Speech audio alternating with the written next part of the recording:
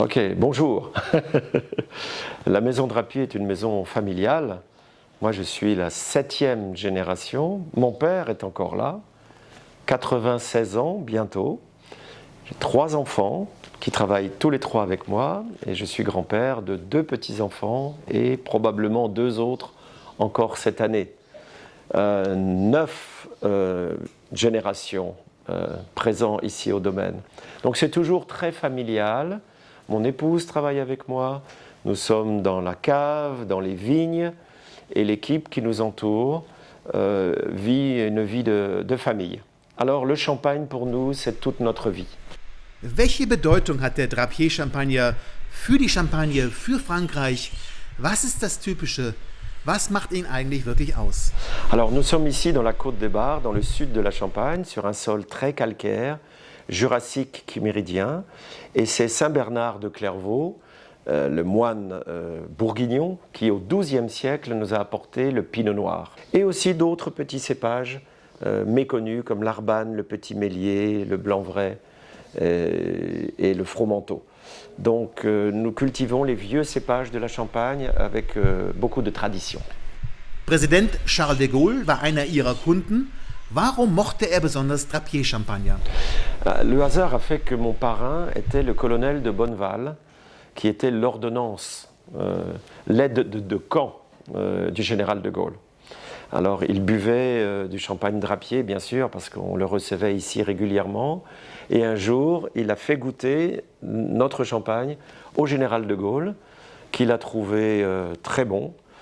Pinot noir, un champagne avec du caractère, de la France rurale, produit par une famille assez classique de la campagne.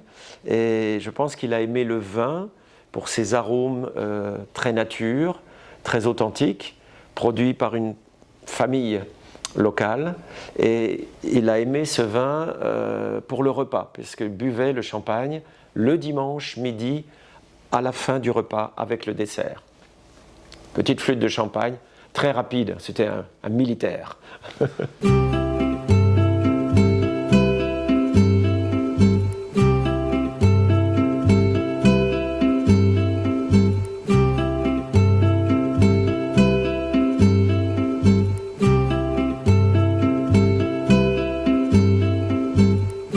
Est allé à Colombey une fois ou 2 livrées et il l'a rencontré très rapidement.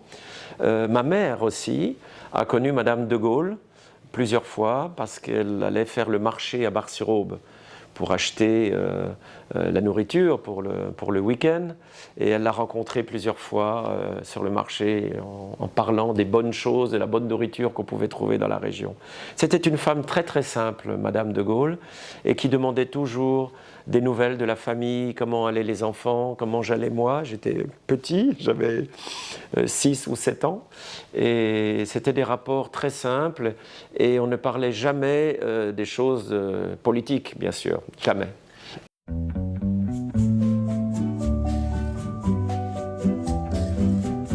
Oui, Charles de Gaulle était quelqu'un de très charismatique, impressionnant. Et quand je l'ai vu, et quand mon père m'en parlait, on avait toujours cette impression de force et de puissance, mais aussi de gentillesse. Quelqu'un d'attentif et de généreux envers les personnes.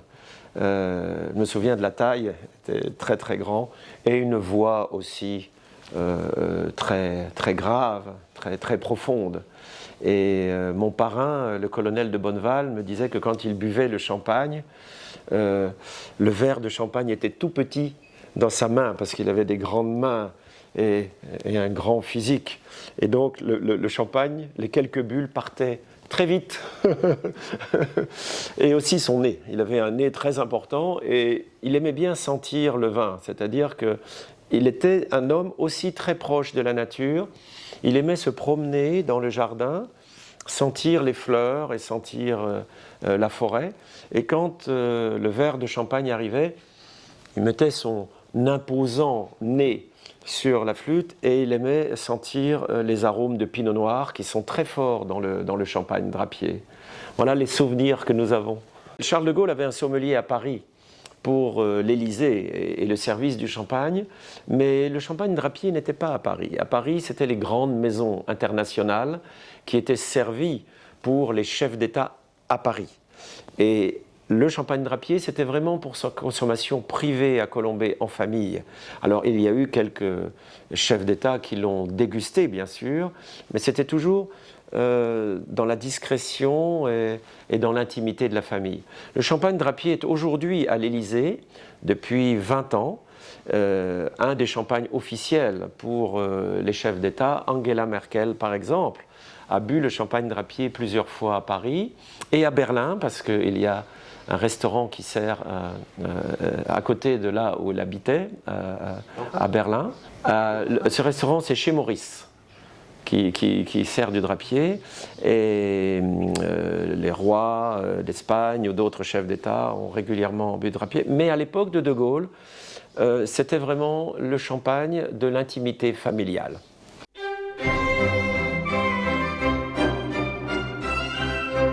Alors, en juin 1940, il y a eu l'appel du 18 juin, très important pour Charles de Gaulle. Et en 1990, il y a eu un jubilé, l'anniversaire, 50 ans de cette date importante. Et un journaliste du Figaro a découvert dans les archives que Charles de Gaulle buvait du drapier. Alors, il m'a téléphoné, il a dit: on sait que Winston Churchill est un très grand dégustateur de Paul Roger, mais de Gaulle, on ne savait pas ce qu'il buvait de façon préférentielle.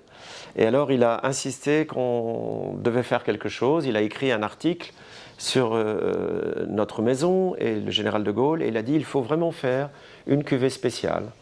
Alors, on n'était pas du tout d'accord avec ça, et nous avons téléphoné à la famille et demandé l'autorisation d'utiliser le nom de Charles de Gaulle pour faire une cuvée spéciale en hommage au général de Gaulle. Et la famille a été tout à fait adorable, très gentil, et ils nous ont dit que de Gaulle était un homme public et qu'il n'y avait pas de difficulté avec ça. Et on a été très sensible au fait qu'ils nous autorisent à le faire, et on fait un champagne qui est l'assemblage que Charles de Gaulle buvait en 1964, 65, 66, et 80% Pinot Noir, vraiment d'Urville, 20% Chardonnay, et nous utilisons les vignes, les parcelles qui étaient cultivées à l'époque pour faire le champagne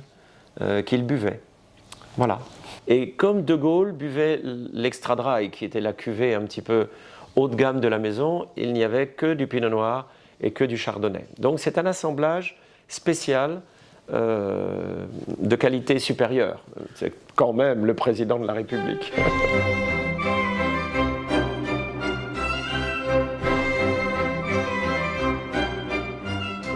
Je ne sais pas si les gaullistes consomment plus ce vin que d'autres. Aujourd'hui, c'est comme Jeanne d'Arc, c'est l'histoire. Donc, on n'a pas le sentiment. Ce n'est pas un produit politique. De toute façon, tous les Français aujourd'hui sont gaullistes parce que c'est un personnage, un grand personnage de l'histoire de France, qui a défendu la France et qui a construit aussi les amis de la France, d'abord avec l'Allemagne. Ça, c'est très, très, très important. Moi, j'ai appris l'allemand à l'école. Ich habe Deutsch gelernt. Das ist, wir lieben deutsche Sprache. Das ist, und wir sind in Nordost von Frankreich. Unser Nachbar ist Deutschland. So, c'est logique que nous ayons ce rapprochement. Comme de Gaulle a choisi, hat Colombey les deux églises gewählt, als es war zwischen Paris und Deutschland. C'est symbolique.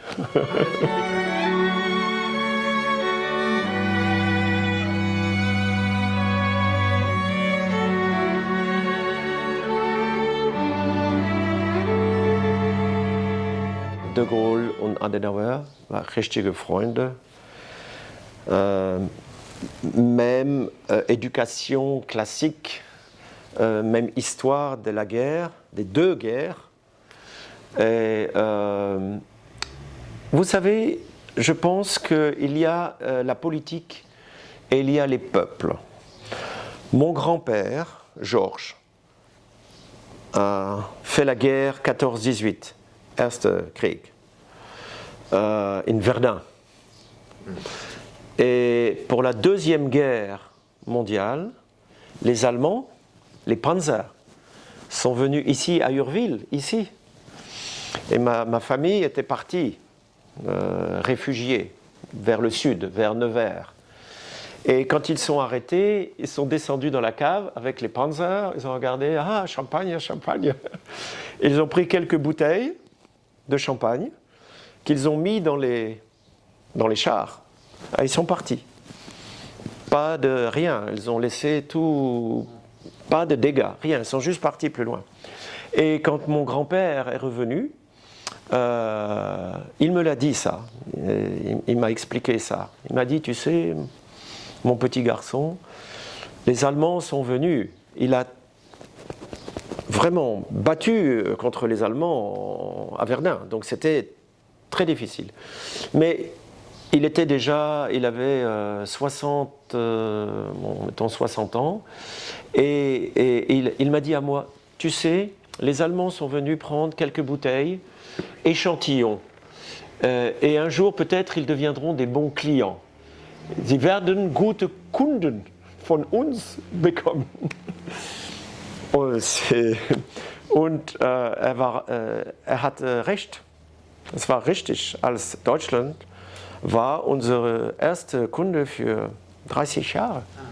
Zwischen 60 und fast 2000, Deutschland war unsere erste Kunde. So, il y a la guerre, il y a la politique, mais il y a les hommes qui aiment les bonnes choses de la vie, le pain, le fromage, le champagne. Et ça, nous le partageons. Deutschland, Frankreich, Ukraine, Russland. Voilà.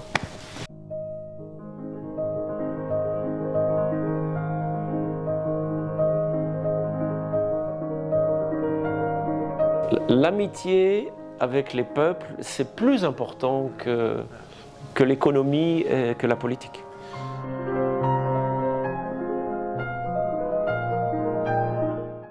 Je pense qu'effectivement, le pardon de ce qui s'est passé est très important. Bien sûr, il y a eu une agression de l'Allemagne vers la France, mais à d'autres moments, c'était la France qui est allée en Allemagne. Louis XIV,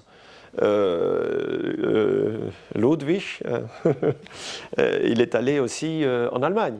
Le Rhin a été... Donc, il faut connaître l'histoire. Charles de Gaulle connaît l'histoire. Adenauer connaît l'histoire. Et j'ai été éduqué par mon grand-père, par mon père. Mon père aimait beaucoup l'histoire aussi. Et le pardon fait partie de la vie. Il y a des moments où on est un peu énervé, et des moments où on dit « c'est pas grave ». Et à la fin, on boit un verre de champagne, et tout va bien.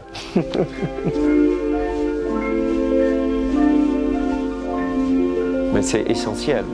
En Europe, l'Allemagne et la France sont deux pays importants par la population, par l'histoire, par la culture, mais aussi par la géographie, parce que ces deux pays sont au centre de la circulation, de l'économie, des peuples, à la fois vers la Méditerranée, vers l'Atlantique, vers le Royaume-Uni et la Baltique avec l'Allemagne.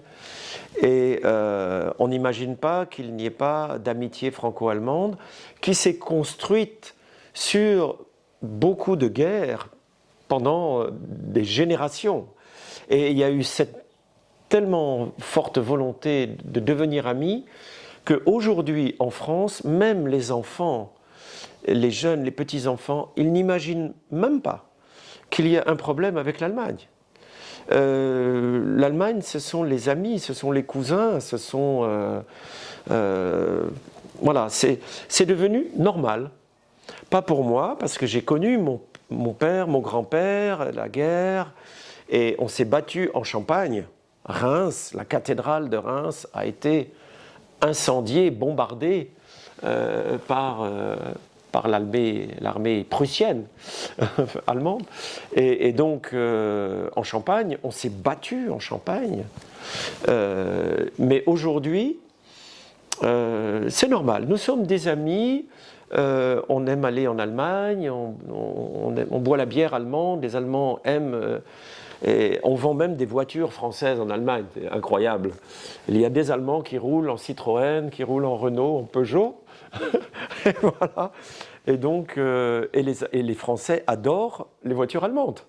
Il n'y a aucun problème. Mais je pense que l'amitié franco-allemande est d'autant plus forte que nous avons été des ennemis très durs. Et quand Bar-sur-Aube a été jumelé, Verschwisterung, avec Gernsheim am Rhein, je suis allé là en 1975. In 1975 haben wir diese Verschwisterung gemacht. Und ich hatte viele alten Soldaten von Deutschland an mir getroffen. Ich war klein, ich war nicht 20. Ah, Michel. Ils m'ont embrassé. Le petit kleine Franzose qui est le fils de l'amitié franco-allemande.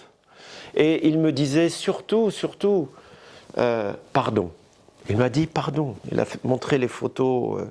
Das war Krieg, das war früher. Heute ist. Nous sommes amis. Et j'ai habité chez lui, j'ai mangé chez lui, j'ai dormi dans sa maison. Ils sont venus ici. Maman, elle a fait la cuisine pour les Allemands ici. Nous avons ici en 1946, 47, wir hatten Krieg, Gefangene, Deutsche, wir hatten zwei, Friedrich und Helmut. Die hatten hier gearbeitet, in unserem Weinbau, nach dem Krieg. Un Jahr nach dem Krieg, c'était terrible. Ils ont travaillé ici pour faire du champagne. Et c'était comme la famille. Ils habitaient avec nous. Et on est restés amis avec eux jusque... Maintenant, ils sont morts, mais moi, je suis allé rendre visite. Donc, cette amitié franco-allemande, elle a été construite grâce probablement à De Gaulle et Adenauer, mais les jumelages ont été partout en France, et c'est le pays le plus proche aujourd'hui. Mais aujourd'hui, pour les jeunes générations, ce n'est plus un sujet, c'est normal. Et j'explique à mes enfants, ce qui se passe entre la Russie et l'Ukraine, c'est la même chose. En plus, c'est plus proche parce que c'est les mêmes peuples, c'est la même religion, c'est l'Europe. Ils sont en train de se battre et un jour, bientôt j'espère, ils vont redevenir amis. Il faudra qu'il y ait des gens intelligents qui ont des cœurs comme ça pour reformer les liens et oublier le passé. Pas oublier, il ne faut jamais oublier, mais dire ok, ça fait partie de la famille, il y a toujours des gens bons, des gens mauvais. Voilà, eh bien, gardons... man sagt in Französisch, wir sehen das Glas halb voll, nicht halb leer. Sagen Sie das auch? Ja. Alors, ce qui compte, c'est le Champagnerglas, halb voll. Wir müssen immer kämpfen und erinnern. Alors, erinnern, se souvenir, et pardonner. C'est ça. La vie, c'est le souvenir, le travail, le pardon et la construction. Wir müssen bauen. Aber nicht Mauern, sondern Brücken. Brücken, überall. C'est parfait, Michel. Très bien, merci.